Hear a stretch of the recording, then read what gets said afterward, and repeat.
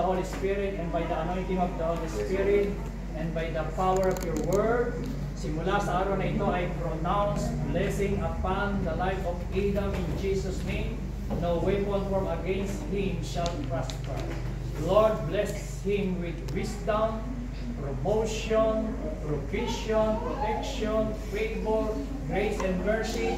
Let the spirit of wisdom and direction, Lord, ipagkaloob mo sa kanya karunungan, nagmumula sa iyo sa kanyang pag-aaral. Iyanod niyo po ang kanyang kamay nito. Lahat ng kanyang gagawin, hahawakan hanggang sa paglaki pagpapalay mo. Inaanoin ko ang kanyang mga paa mula sa lahat ng kanyang pupuntahan. Lalakaran niya ang iyong katuwiran, ang iyong mga plano, ang iyong purpose, ang iyong kagustuhan. Lord, si Adam, mula ulo hanggang paa, inaanoin ko po siya, pinagpapalang batang ito. At lahat ng gawa ng kaaway, pinagpabawal ko sa pangalan ni Jesus. I break, I rebuke, I cancel any works of the enemy upon him in Jesus' name. I break the spirit of sickness and diseases in Jesus' name. Even the generational spirit na minana pa sa kanyang mga lolo-lola, kinakancel ako sa buhay ni Adam.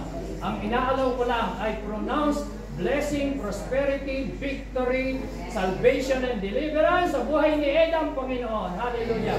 Lord, in the mighty name of Jesus, si Adam, Lord, tinataas ko po sa iyo, dinededicate po namin sa iyo, in the mighty name of Jesus. You are, hallelujah, the King of Kings and the Lord of Lords. I speak blessing si Adam po, Panginoon. Dinededicate po namin sa iyo sa pangalan ni Jesus. Salamat po, Panginoon, sa biyaya, sa pagkapala na ipinagkaloob mo sa batang ito, Panginoon. Puspusin niyo po siya ng karunungan, ng banal na espiritu hanggang sa paglaki ng batang ito. Puspos ng katalinuhan, puspos ng karunungan, puspos ng kaalaman.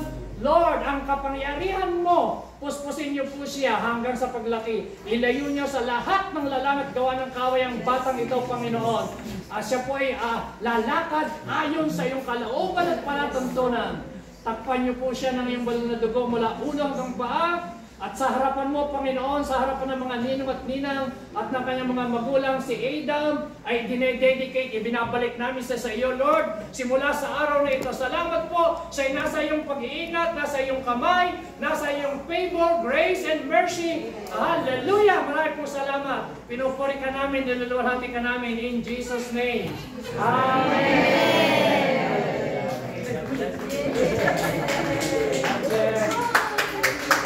Salamat po. Tapos na po tayo.